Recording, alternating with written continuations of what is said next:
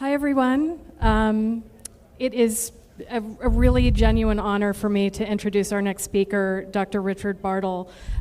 His Bartle player typing system is really at the core of every single discussion that is happening over this 3-day event, and is critical to the work that we all do and the engagement we try and create for our users. So please give Dr. Bartle a warm welcome.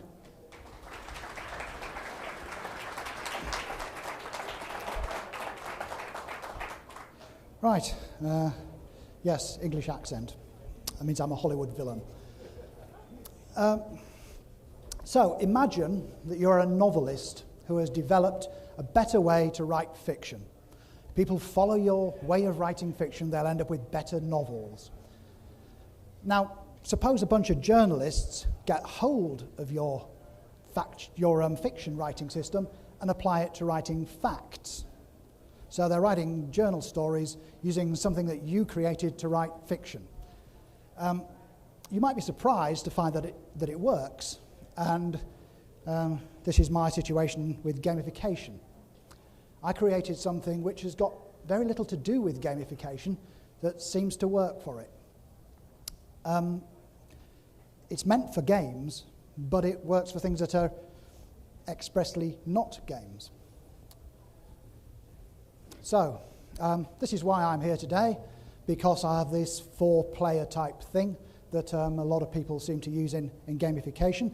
I'm not going to complain because I get paid to consult when people want to know about it, so obviously I'm quite pleased. It's a way to partition, well, MMO players of massively multiplayer online role-playing games. It's not intended to work for anything else. It just seems to. Oh, here's a picture of a goth up a tree. Right. Now, you can partition people in many different ways. Here's another way. This is valid. This works. You can partition people as being closer to birth or closer to death, and having wombs and not having wombs. So this is perfectly fine. You can take a bunch of people and you can say, look, this is exclusive to everybody. You know, everyone on the whole planet fits in one of these things here. I guess I'd probably be in the bottom left-hand corner, because if I don't deliver here, you'll be killing me afterwards. It's complete. It's reasonably correct. Why don't people use that for gamification? Here's another one. This one splits on creating on the left and consuming on the right, function at the bottom, form at the top. So an artist is creating form, a designer is creating function. So a designer is making something like a jug that's really going to work well as a jug, and an artist is creating a jug that looks really great as a jug, but whoa, don't put any water in that, it's going to melt. Likewise, customers are consuming function, and they just need a knife and fork to eat. A consumer is a connoisseur is consuming form. They're very interested in the way the knife and fork fit in the hand, how it looks, and so on. So this is another way of looking at things. It's also complete. It's also correct. Why don't people use that for gamification? Well, the first partition, the one about old men and young women and so on, doesn't tell you anything that you don't already know. And it's pretty obvious. So it's not actually all that useful. It's certainly not useful for game design unless your game design actually has something important to say about wombs and age, which it might well do. You might have a game that was for people who are suffering from breast cancer or something. Then you'd kind of want to partition them and say, yeah, it's probably not going to work for those people, but these people here, we really need to get to them about it. So it's kind of limited, but you can see how, well, I suppose it could have a use, but even so, it's pretty obvious. The other partition I gave, the connoisseurs and the artists and the designers and the customers, that's got more interesting things to say. And you could actually vaguely use it in games. So you could say, let's partition a game. So Minecraft is for artists. That's for people who want to construct things, models of the Starship Enterprise and so on. Connoisseurs, that's for your hardcore gamers. They're the ones who are going to be playing Mass Effect. Angry Birds is likely to be for your customers. They're not really interested in games, but they're quite fun. They like casual games. And then for designers, people who like building things themselves, you'd probably go for The Sims, but that's not really artistic. That's more like creating a setup and then seeing how it evolves. So you could actually use that second one. Here's another partition. These graphs are really easy to come up with. You know, I could come up with this a whole time. So werewolves are all about freedom, and they're in your face. Unicorns are all about freedom. You know, there's only ever one of them. They don't run in packs, and they're sort of aloof. I have a horn, you don't. Likewise, vampires are all about control, mind control, all this stuff. And they're also in your face. That's why the werewolves and the vampires are always attacking each other. And then you've got the dragons who are aloof and are also control freaks. Do as I say, or I shall burn your crops. Yeah, I figured you probably were. Now, this one actually works for massively multiplayer games. You can partition MMOs this way. Because Control is the kind of game where everything's laid out before you, and the freedom is like your sandbox games. Solo play, that's the side on the left with the dragons and the unicorns, against group play, which is the ones, the vampires and the werewolves on the right. So you could use that if you really wanted to partition MMOs. And it could be used in gamification. But why would you use it? Also, there are plenty of other things that you can use for gamification, plenty of other ways of partitioning people that are very well known. The Minnesota multiphasic personality inventory is used everywhere for personality tests. If they make you sit a personality test when you're about to take a job, well, my advice would be don't work for that company, they're control freaks. There's also the 5-factor model, which is kind of related to that. But these are existing, they're well known. Why don't people use that for games? You know, you've got these people, we know they're extroverts. Why don't we create games for extroverts and games for introverts, and then we'll cover the whole picture? But people don't. They seem to use my player types, but they don't use ones that have lasted and apply elsewhere. It's actually not hard to take an existing system and give it cool labels, and then you get player types. And here's an example. This is a slice of Myers-Briggs.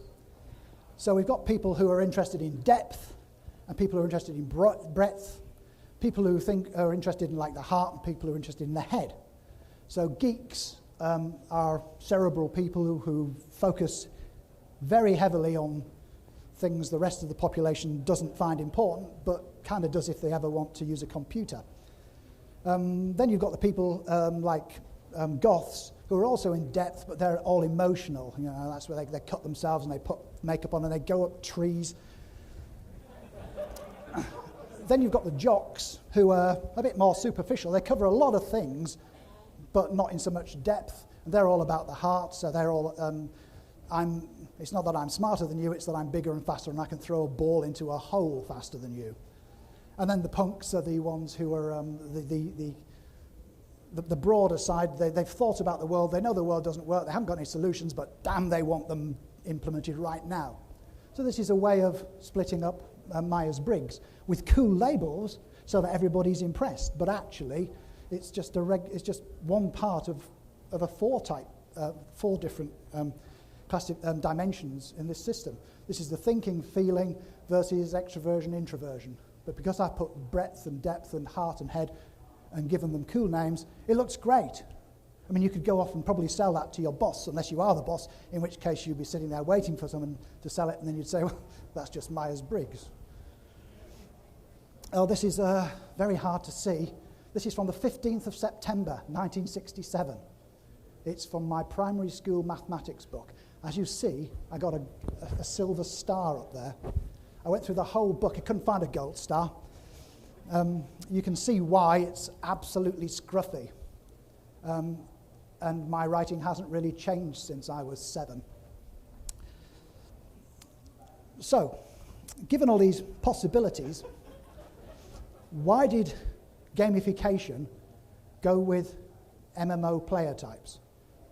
So there's all these other things you could have done. You could make your own up. Anybody can do these things. Why all of a sudden do I find myself an expert in a field that I don't actually know a great deal about?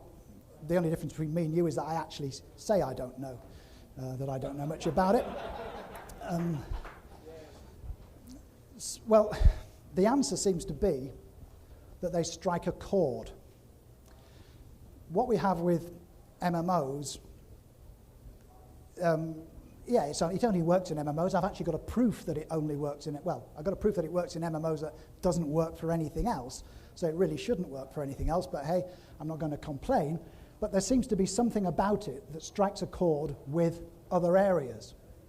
There are other typologies, but they look at things like personality or activity. What is it people like doing? Or their worldview. Which side of the political spectrum are you? And all of these are perfectly reasonable. And in many cases, you do want to do that. I mean, if you're a politician, you kind of want to know which side of the political spectrum you are. In the UK, we've got the right wing and the left wing, and in America, you've got the right wing and the even more right wing. So you've got, but you do need to know these things, and that's important to politicians.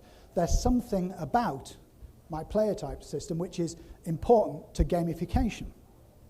But as to what that is, well, the thing is that player type theory is the only one that's aimed at why people find different things fun. The other ones tell you what different types of people they are. That one's an introvert, they're not going to ask me to dance, I'm going to have to go and ask them to dance. Or they tell you about the activities, the things that people like doing. If you're going on vacation, then you're either going to be going to look around culture, or you're going to go and lie on a beach somewhere and bake, or you're going to be on some kind of action holiday. Vacation. And those are really useful things to know if you're selling vacations, but they're not so good for gamification. But the player types one is the only one that actually hits fun, and that's probably why it's been picked up. Because fun is this seam that the gamification people want to mine. They want to get down to this seam of fun, and they want to mine it and take all the things out, and then they've got all this fun that they've mined, and then they spread it out to all the different applications. Right. The alternatives are not fun-centric, which makes them less resonant. When you've got formal approaches, these are ones that people have done, academics typically. They interview a whole bunch of people and categorize the results and say, these are the different types of people you've got. They tend to be very broad brush. They don't always aim at what you particularly want to get at with gamification.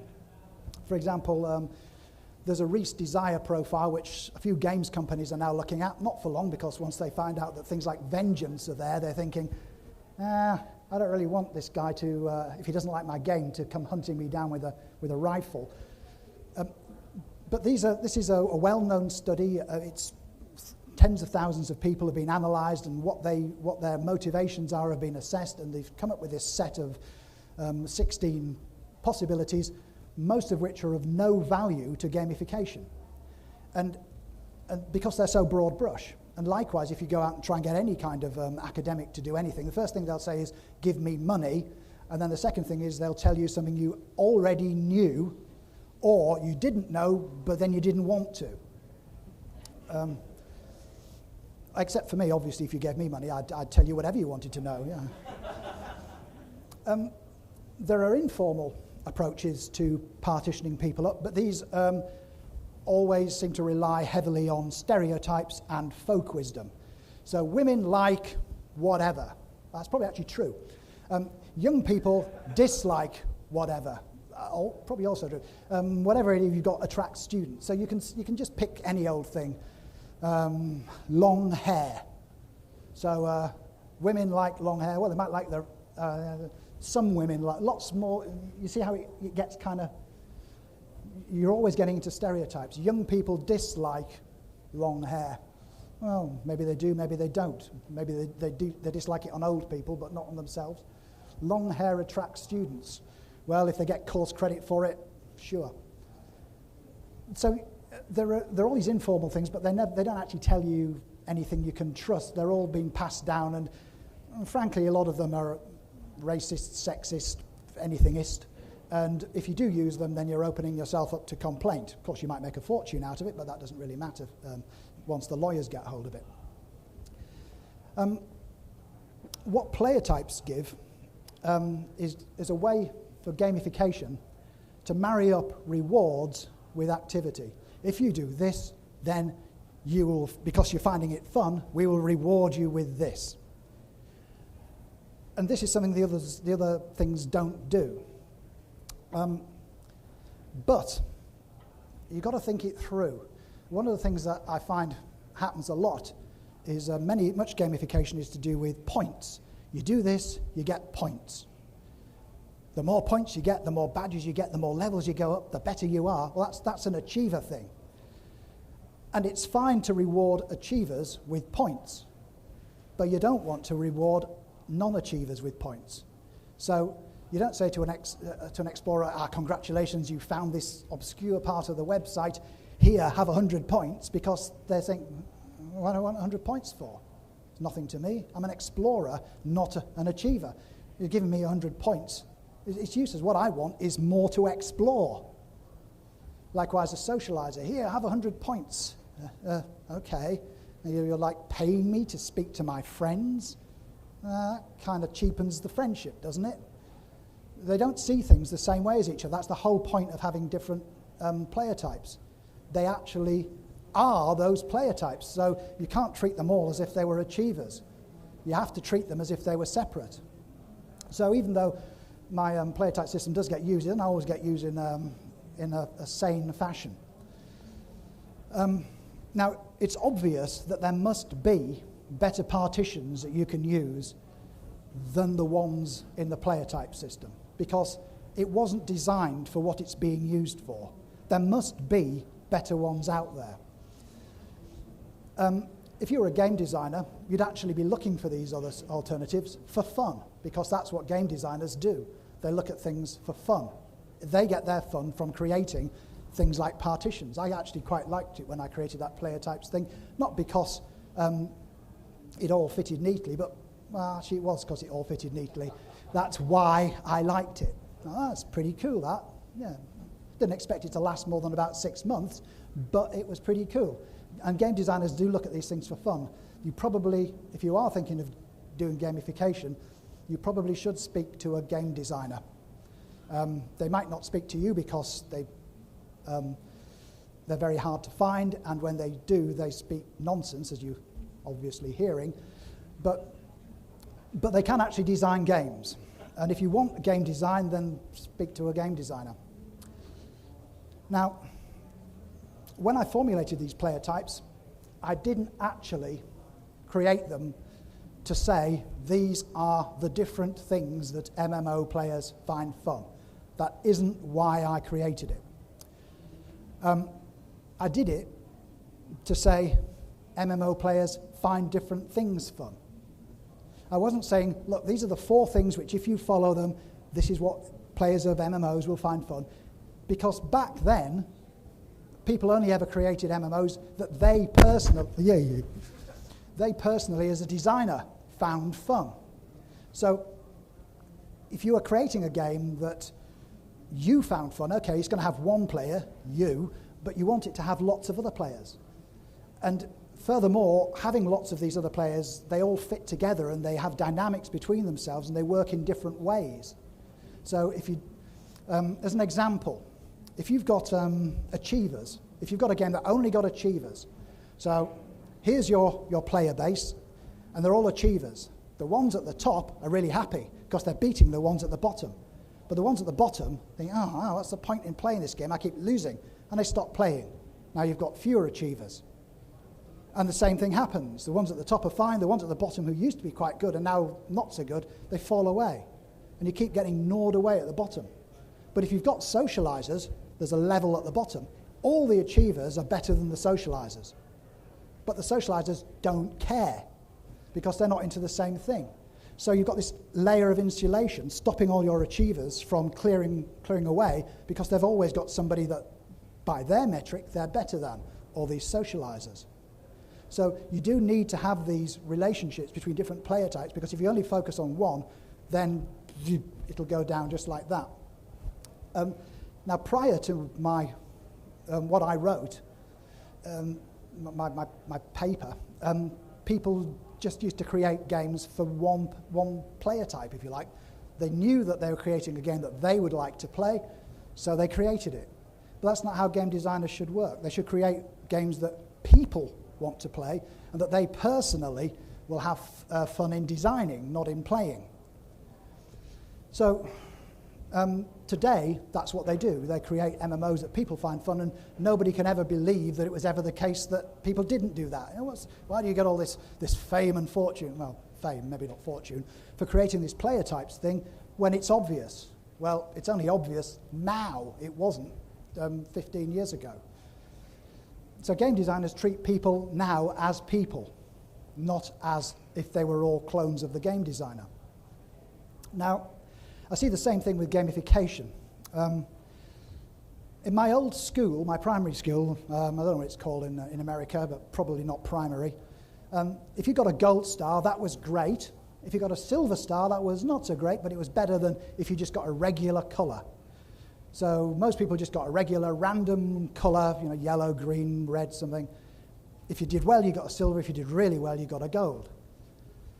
But some kids didn't want gold or silver. They wanted the same block colour as their friends. So the friend got a gold. If a friend got a red star, you wanted a red star, so you'd have the same coloured star as your friend. But you never got that because they only ever gave stars in terms of achievement. So the gold, silver, and colours only ever worked for achievement, never worked for socialisers who want the same colours as their friends.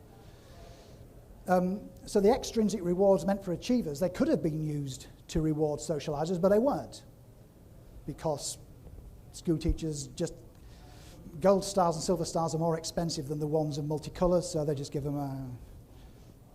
Now, player type theory's main contribution to gamification isn't that gamification now accounts for achievers, explorers, socializers, and killers. It's that it now accounts for different types of players at all. That's the important thing, that there are actually different people, not what they are, just that they exist. So, last slide. Game designers find gamification weird. We would be appalled if we had games that were so bad we had to bribe players to play them. But gamification, hey, seems to work. But game designers and gamifiers do have many things in common. The first question that a game designer will always ask, if they don't ask this, they'd probably be, how much will you pay me? But after that, it would be, who do you want to play this game? Because they need to know who they're designing for. And it's the same thing for gamification.